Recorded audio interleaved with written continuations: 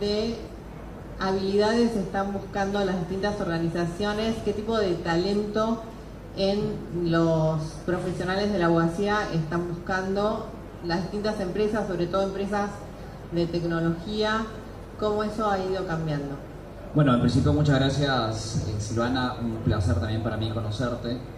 Gracias a Matías, a Mario y a toda la comunidad de innovación, que de acá Argentina la verdad que nos ha pasado súper bien. Hace 2 años vinimos por aquí justamente decían que parabas refutando, te decían tú vas a ser abogado. Básicamente se asociaba a una de las competencias, que es la competencia de la argumentación, de la oralidad, o es más, la capacidad de debatir estaba asociada justamente a la profesión. Antes ser abogado era sinónimo de leer mucho, era un requisito indispensable, una competencia indispensable, la capacidad de leer, la capacidad justamente de resumir, de sintetizar. Antes se decía que un buen abogado tenía que saber hacer 2 cosas, escribir bien y redactar bien.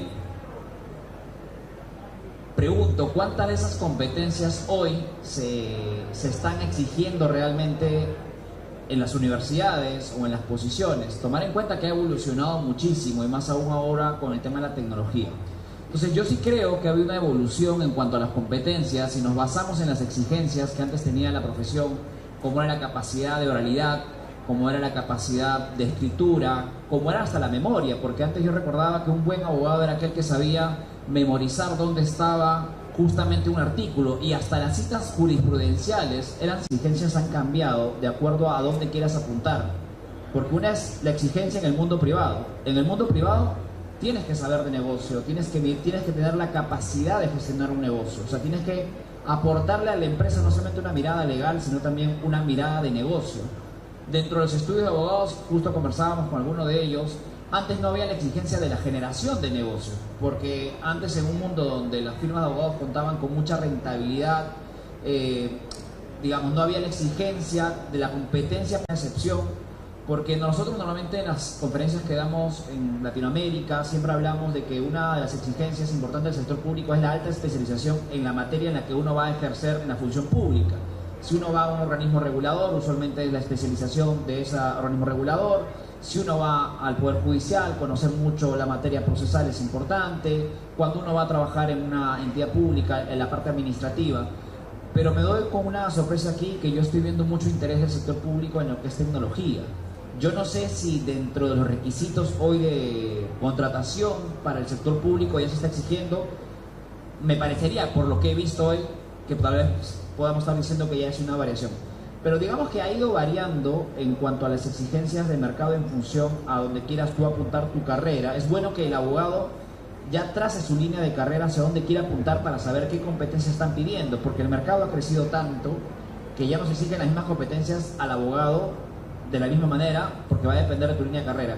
Y evidentemente, ahora con todo el tema de la tecnología, la inteligencia artificial, desde cuestiones muy básicas como el espíritu crítico, la capacidad crítica, que cuestión que no era una exigencia. Hoy yo sí creo que con todos los avances esa competencia debe haber, y es más, muchas de las empresas de tecnología o legal tech son abogados trabajando como ingenieros. Entonces, ha habido una evolución, evidentemente que sí. Hemos ido pasando desde competencias muy bases de nuestra profesión a competencias muy de mercado, y probablemente volvamos a tener competencias específicas en el manejo de la tecnología. ¿Y cómo ves que las instituciones, las universidades están acompañando este proceso de cambio, esta innovación? O mejor dicho, ¿ves que lo están haciendo o ves que están en este tema? Yo creo, por aquí está mi amigo Germán Flores, que él es director de una maestría en innovación y legal tech. Es probablemente la primera maestría que dura 2 años, que te da una certificación en esa especialización.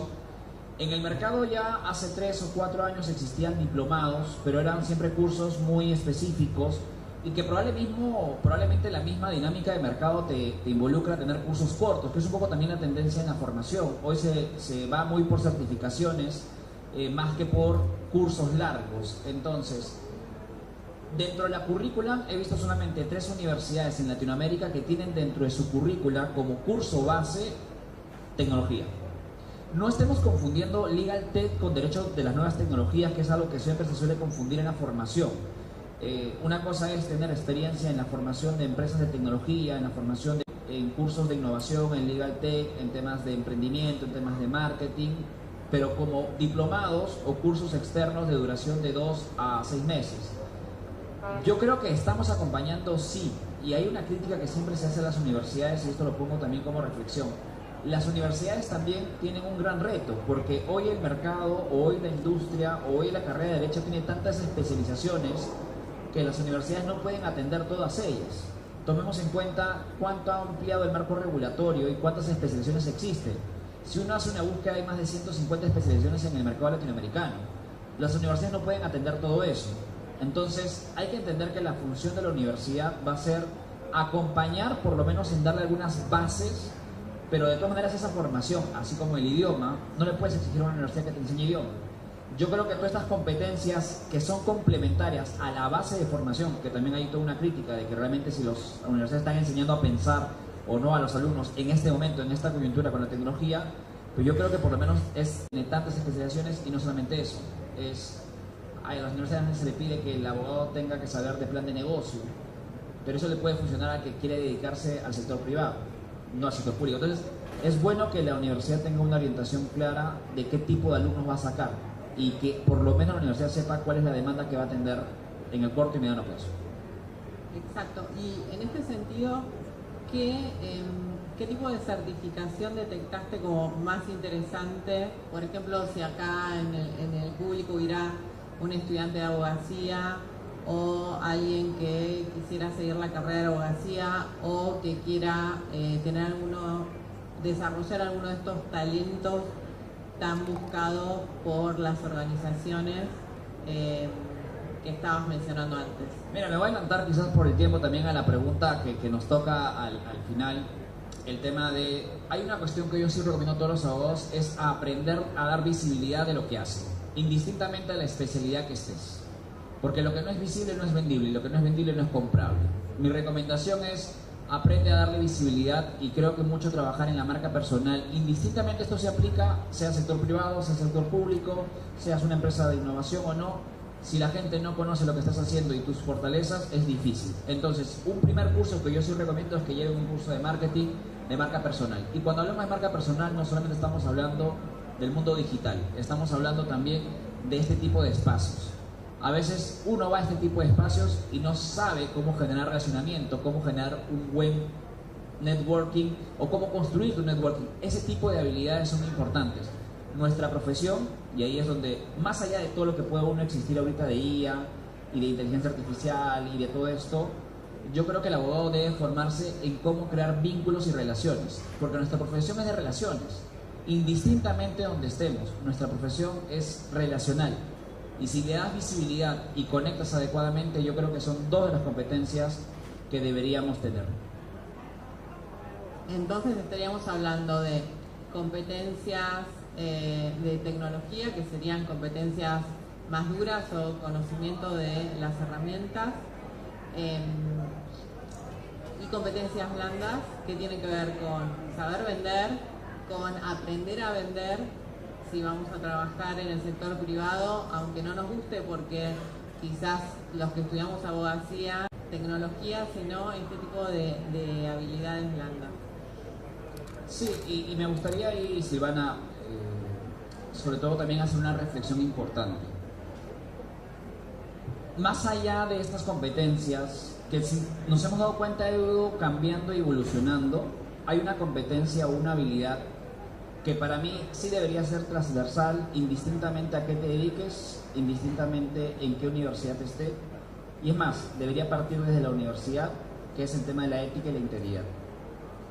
Yo creo que no nos debemos olvidar que eso debería ser la competencia y la habilidad que más deberíamos formarnos como profesional. De todas. O sea, vayas a ejercer donde vayas a ejercer, una competencia que nos debería distinguir, y que esto sí no importa, y me gustaría que volvamos a reflexionar que eso debería ser una de las bases en la formación del abogado. Y es más, hoy las empresas de alguna manera están buscando eso, porque las empresas se dieron cuenta que ya no importa un abogado que sabe ganar, sino un abogado que realmente hace lo correcto para poder ejercer su profesión. porque finalmente te digo, hay un costo-beneficio muy alto de ir por un camino distinto al que no sea el que estamos planteando. Esa reflexión me encanta y es un poco volver a las bases y también poner a lo humano en el centro, ¿no? Porque estamos todos hablando de tecnología, la tecnología nos atraviesa. Una de las preguntas que se hizo hoy en varios paneles es: ¿la tecnología nos va a reemplazar, nos puede reemplazar? Y creo que esta reflexión de Wilfredo tiene la respuesta para todos. Así que, bueno.